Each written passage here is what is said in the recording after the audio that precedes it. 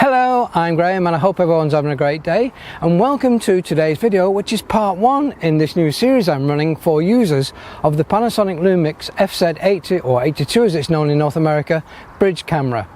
Now in this video we're going to be looking at shooting in the most useful mode for beginners with this camera, and that's the IA Plus mode.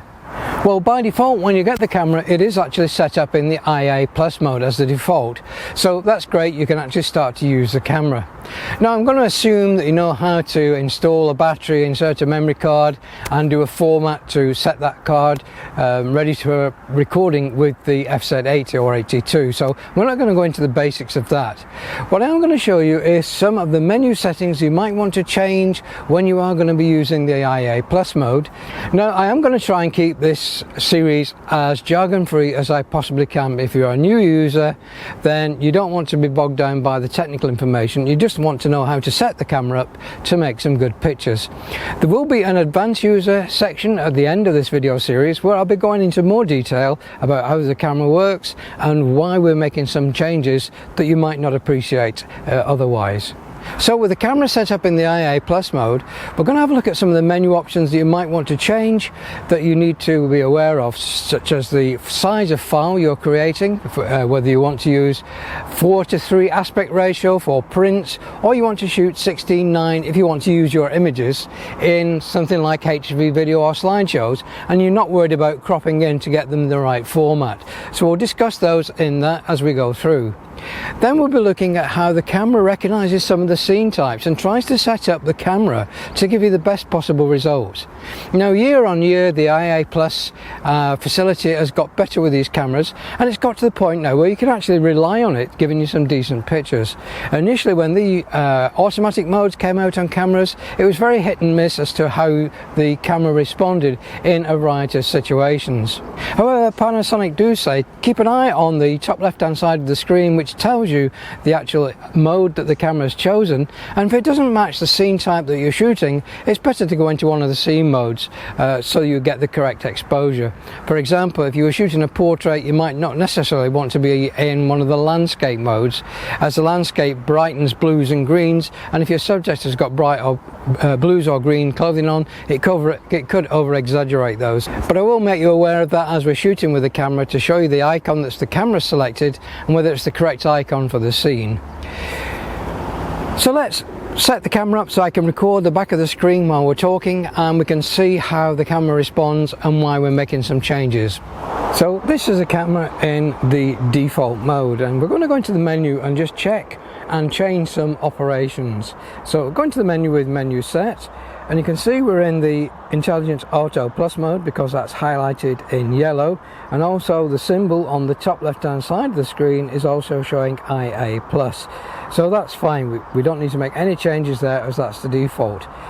We want to look at now some of the options that are in the record setup menu, and at the moment this camera is on page 7.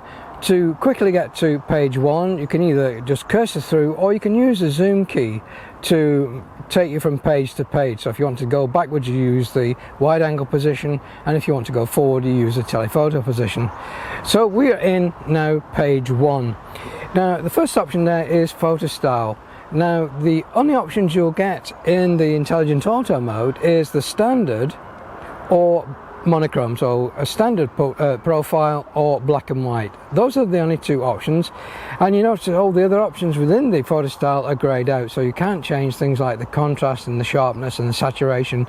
They are locked in for this particular application, so there's nothing you can change there. The next one is the aspect ratio, and because I'm going to be using these images in this video today I want to keep them at the 16:9 aspect ratio, but if you want to use it for prints then you've got the option of 4:3 or 3:2, so it depends on the aspect of the print that you want. Something like a 6:4 obviously fits a nice 3:2 aspect ratio, or if you wanted larger formats such as 5:7 you may want to choose the 4:3 option. Or if you're using square for Instagram or you've got square photo frames, use the 1:1 option. It saves you having to crop them down in your final image. So again I'm going to go 16:9 because that's what I want for this particular video. Now the picture size will determine the amount of pixels that's recorded in the image.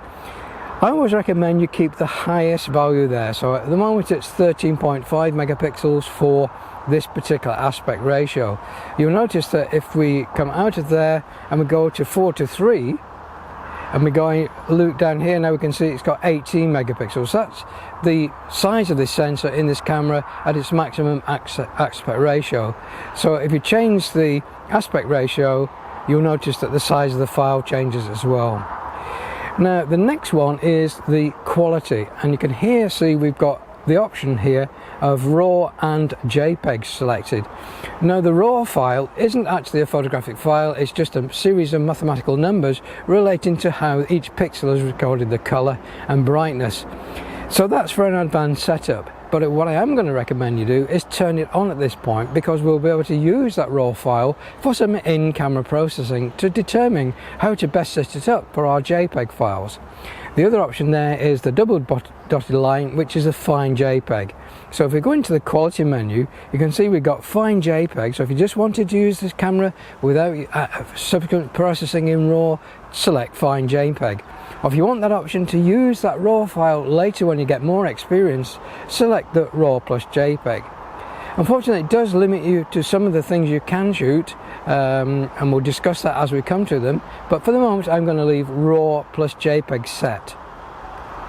Now if we come through, we've got the autofocus mode. So we've got autofocus single, autofocus flexible, or autofocus continuous. Now if you're shooting still pictures, autofocus single is great if your subject is static and not moving. If your subject is moving randomly, then it's better to choose the autofocus flexible, as the camera can then calculate where the focus should be as your subject changes. Otherwise you can use the autofocus continuous, and it will attempt to try and keep the subject in focus while you've got the shutter button half depressed. I found AFF works better than AFC. It tends to be a little bit faster, but in most instances when I'm shooting landscapes or portraits, I'll use the AFS mode, and that's the one we're going to select today. Now if you're shooting burst rates, if you're capturing a series of birds in flight or insects on flowers, then you might want to change the burst rate. So you've got high, medium and low, and we'll enable that in the drive mode when we get to it.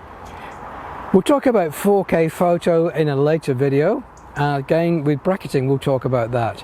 One you might want to set here is the self timer. By default it's 2 seconds, but if you're going to do group shots and you want to appear as part of that group shot, you can change that to 10, or you can have it shoot a series of 3 pictures at 10 seconds to the start interval, and then 10 seconds after that for each picture.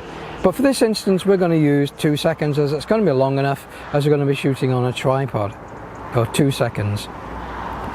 If you're doing time-lapse, then time-lapse or stop motion animation is what you select.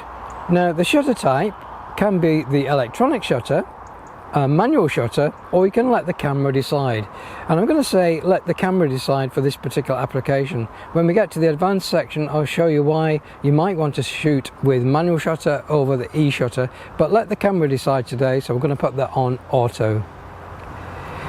Conversion we'll leave off, because that's if you're using a close-up lens. Keep the color space to sRGB. The stabilizer, if you're shooting from a tripod, it's best to turn that off, as the camera will try and hunt and find some stabilized point if you don't. We're not going to be using face recognition or baby or pet, so we'll leave the profile set off as well. And that brings us back to page 1. Now there are some elements of the customize menu that we might want to change, and silent mode will turn off all the beeps if you turn it on, but I'm going to leave those on for this application. Again, the half press relief is set so that you'll focus on the half press, and the picture will take on the full press of the button, but you can have it press as soon as it reaches that half point. It's a quicker way of shooting, but you don't get the focus point. It's ideal if you're using it for manual focus, it speeds that application up. Again, we'll talk about the pinpoint displays and the manual focus in later editions. But what I will say is to turn on the guideline. The guideline will allow you to make sure your horizons are level and your verticals are vertical. So again, you can have it with the center cross defined or just the 3x3 matrix, which gives you the rule of thirds. So we're going to select the rule of thirds. Additionally, if you want the center marker on, that puts the center marker on in the middle of the picture. So I'm going to turn that on just for today's picture. Highlight operation will tell you when you've overexposed an area. So with it set to on, when you've taken the picture and the image is being previewed, you'll notice that if the highlights have been overexposed, that means there's no data there, you can't retrieve it, they will be flashing black and white. Zebra pattern will leave to the advanced section, and again with monochrome live view, there's some benefit in using the electronic viewfinder in black and white mode, as that allows you to see the picture without being corrupted by color information. It gives you a better view, but for this instance we're going to leave it off as we're using the LCD screen. Constant preview allows you to see how the camera is responding to the amount of depth of field and how the shutter speed is working. So I'm going to leave that on. The style of which the electronic viewfinder and the monitor display, again we'll talk about those in a later video as we want to start shooting now. Monitor information display, we want to keep that on. Record area is the number of pictures, or in video you can have that set to the remaining time left with that particular memory card. Auto view is normally set to something like 2 seconds, but in this video I'm going to put it on to the hold operation. It means that when the picture has been taken, it will stay on the screen until I press the shutter button. If you've selected one of the other delays where you've got 2 seconds, the image will stay on screen for 2 seconds, but you can start shooting by just pressing the shutter button straight away. You don't have to wait for that 2 seconds to elapse. So again, I'm going to put that on hold so we can actually look at the image that we've captured. Function button set, we'll talk about that later. So the zoom lever can either be a step zoom, so it will go out in fixed increments, or if we have it set to the free operation, it will respond to you as you press the zoom lever. Again, the 2-speed operation, slow and fast. Lens zoom, if you turn the camera off or it goes to sleep and it comes back on, it will go back to the last position that you had it set. Lens retraction off, you can prevent the lens going back in when you're previewing by turning lens retraction off. Quick menu we'll talk about in a later video. Video button means that you're going to select the video button, the red dot on the top of the camera to start recording. Touch settings again for the touch screen, and touch scroll we'll talk about later. And the menu guide you can leave on if you want information as to what the camera is doing. So let's come back to the shooting screen and have a look what we're looking at here. Now, you notice on the screen we've got various icons and lots of displays. If you find that too cluttered, you can use this display button here to change the way that that information is presented to you. So if I press the button, you notice that we can completely turn off all the information that's presented. So you're just given a clear viewfinder. It just remains to see the crosshair in the center of the picture and the rule of thirds ruling, so you can actually see your composition. Press it one more time and you get a complete breakdown of how that camera is going to be taking the picture. Gives you information about the ISO you're using, the actual scene type that it's detected, the white balance, and the way that the camera is set up for RAW or JPEG. The various information that you might want to know about before you take the picture. Otherwise, if you press display again, you can turn it off. Press it once again, you have the full display. With the electronic viewfinder, you'll notice that you change the way it's presented, so there's no information top or bottom, or you get the information in an abridged form, top and bottom of the EVF. Now, as I stated earlier, the camera tries to determine the type of scene that you're taking.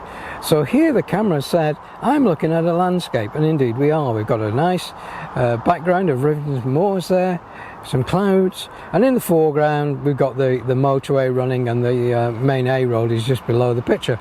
So it is a landscape. So the camera has determined that we're in a landscape mode. You notice down here we've got a indicator which tells us that we can change the brightness of the picture. Now that occurs because we're in the IA plus mode. It gives us a little bit of control. To change the brightness of the picture if you thought it was too dark, then you press in this top control wheel. So by pushing it in towards the front of the camera, you can now see that we changed the way that we can access the brightness of the picture. It's called exposure compensation, and each of these values is in 1/3 of an exposure value. So for every whole stop there, we're talking about 1 f-stop, we're talking 2 f-stops, etc. By default, the camera will try to drive the scene to 0 EV, but if you find that's too dark, you can brighten it, or if you find it's too light, you can lighten it. In a later video, I'll tell you why the camera sometimes gets this exposure wrong, and we'll do that when we talk about the program auto mode. But for now, we're going to leave it set to the 0 position. Press the button and it brings you up to show you the aperture and the shutter speed that the camera selected. By default, the camera will choose an aperture and shutter speed that's pertinent to the brightness of the scene that it's recording. But if you wanted to override that, so for example, if I wanted more depth of field, that's the amount of sharpness between the foreground and the background, I might want to override what the camera's determined as its best aperture, and you can change it to something like f5.6 or f6.3. You don't want to go to f8, you tend to get a little bit of softening on the image, so it's best to keep to the mid apertures, around about 5.6 if you're using the wide angle setting.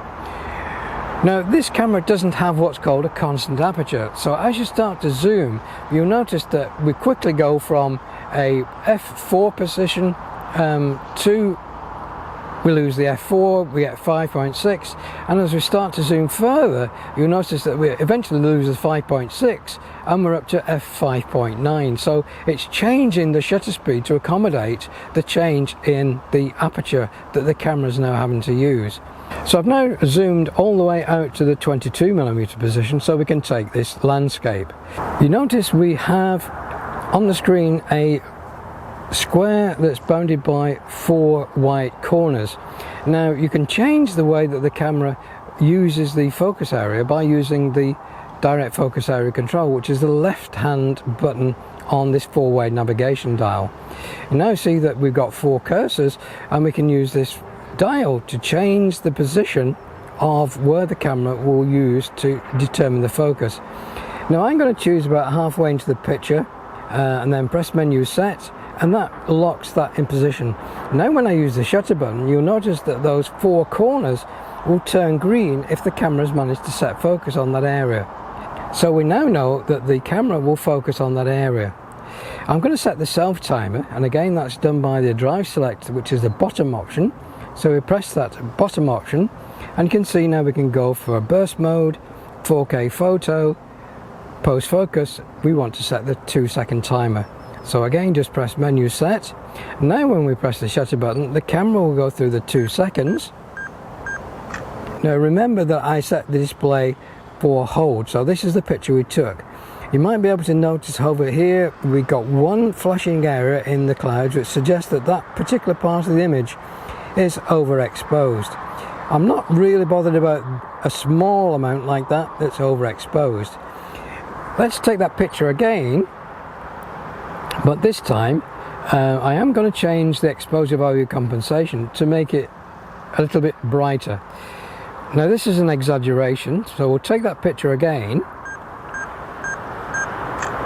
You notice that as we've made the picture brighter, so have we increased the number of areas that are now without detail. They're blown out, so that would be probably too excessive. So it's better if you can have as less of these areas that are blinking, if you've got the highlight warning turned on, in your image. So again, we'll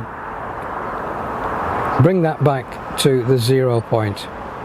Now you notice this camera is set up to ISO, which is intelligent sensitivity. So it will look at the amount of brightness coming in through the lens and will set the camera sensitivity to the value it thinks is right for this particular image. Now if you noticed, when we took that picture, it was using ISO, which is the lowest value, so that's a sensible option that the camera's taken.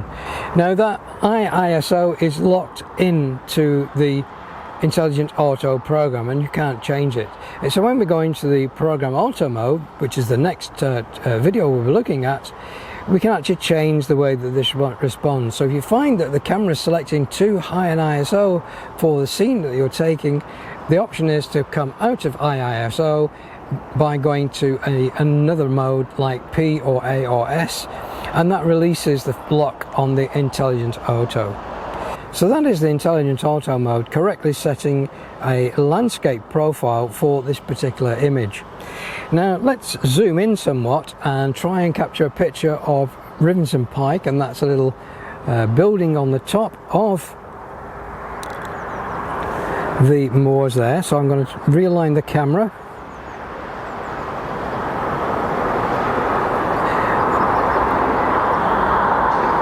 Right, so you can see we've got the full 1200mm zoom there, so I'm just going to change the composition, and you notice that as we change the composition, the icon, so if I back out, you notice it goes blue and then goes red. So the blue is an indication that it's changing the IA mode, so it's now gone back to red and locked in the fact we're in a landscape mode. Again, we've got the focus area, and that will be in that position. So the camera should be able to achieve a lock, and indeed it has, by turning those corners green. And let's take a picture at those settings. So we're using the 1200mm, that's a full zoom of the camera in optical mode. Right, so you can now see that we've got a picture of the pike. It's used 1/500th of a second at f5.9, and again it's intelligently kept the ISO to the lowest value, which is good. So we're happy with that picture. I'm going to change the subject that the camera is focusing on so we can actually see it change into another mode. Well, now I've changed the subject the camera is focusing on to this flower combination, and you notice that the camera's indeed selected the I macro mode, so it means that we're now in the correct setting for this particular shot. So I'm going to have to press the shutter button. You notice that the camera has got lock. We've got a green corner to each of those rectangles. Now in this I macro mode, the camera is suggesting a 2/50th of a second at f5.6. Now that 2/50th of a second may not be fast enough to arrest the motion in those flowers as they're blowing in the wind. So what I'm going to do is first of all take the picture as the camera is suggesting. Again, we're using that 2-second timer. Now that one should be okay, there's not very much motion, so I'm going to wait a second, see if the flowers start to move around in the wind again. And this will be more of a problem if you're using more zoom. So let's try and take that as they're moving around a little bit. We'll be able to look in the video whether those are actually sharp or not, because that could be one of the reasons if you are getting lots of images that aren't sharp. It's because the camera is selecting too slow a shutter speed for the actual conditions. So let's zoom a little bit tighter into that cluster and just reposition it so we're looking at that top flower. So again, we're using that full 1200mm. And again, we'll change the focus so that this square is over that. Oh, there's a bee gone in there, so let's try and capture that. Right, the bee's gone in there. Try and anticipate when he's coming out. Try again. There he is. Oh, we got him. So if I wanted to change the focus position again, I could just change that target position using the direct area focus method first of all. Then press set, and that locks it onto that particular area. Again, pressing the shutter halfway down gives us an indication of the aperture that the camera will use. So there's going to be enough depth of field, but that 2/50th of a second may in fact be too slow for this particular shot. And again, in that situation, we would go to a program auto mode or an aperture priority mode, so we can select the right aperture, the right shutter speed, if necessary changing the ISO to enable us to use a faster shutter speed. But that should be okay at the moment. So let's try one more shot. Well, with this particular shot now, we've zoomed out a little bit. The camera can't determine that this is a flower. It's not a landscape, so it said, I don't know what you're taking, so I'm just going to give you the standard conditions that are set up for the IA Plus mode. So it will give us a good image. Again, the camera will determine the shutter speed and the aperture and the ISO from the database that it's got in its memory bank. So let's take that picture. Again, it's ISO 80 with a shutter speed of 1/60th and an aperture of f5.6. Now you can notice on this particular image that a lot of that flower is flashing black and white, which means that there's been no detail in that petal. So in this case, we're now going to use exposure value compensation, and again we're going to press in the back control dial, and I'm going to go down by about 2/3 of an exposure value. That's probably about right in these lighting conditions, but you may just have to experiment, and the fact that you've got the highlights turned on means that you can actually see this for yourself. So again, press menu set. We'll take the picture one more time, and you now see that there are no flashing areas on those petals, which means that there should be good detail in them. So we'll be able to look at that in the video.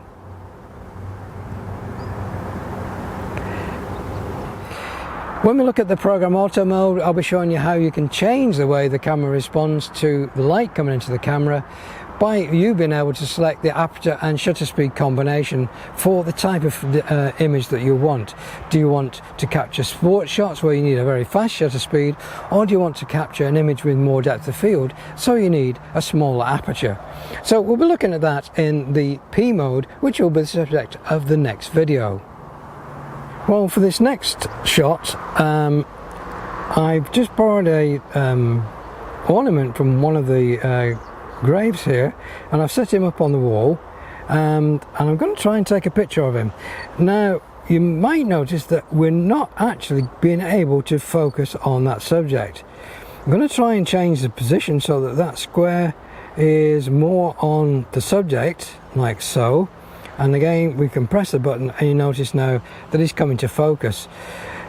So it shows you that the camera is quite able to select the focus point that you've selected with extreme accuracy. So you can see it's going to be using a 3/20th of a second at f5.6. So on a tripod, 3/20th of a second should be no problem. Let's just take a picture. Notice we've got some highlight warning because this is a white ornament, we're in bright sunlight, and those areas are burned out. So again, we're going to use exposure compensation, which is the push of the top button, and again I'm going to go down to -2/3, press menu set to lock that in position. Let's take the picture again, and that looks to be good. So by using exposure value compensation, we can get away from burned out highlights.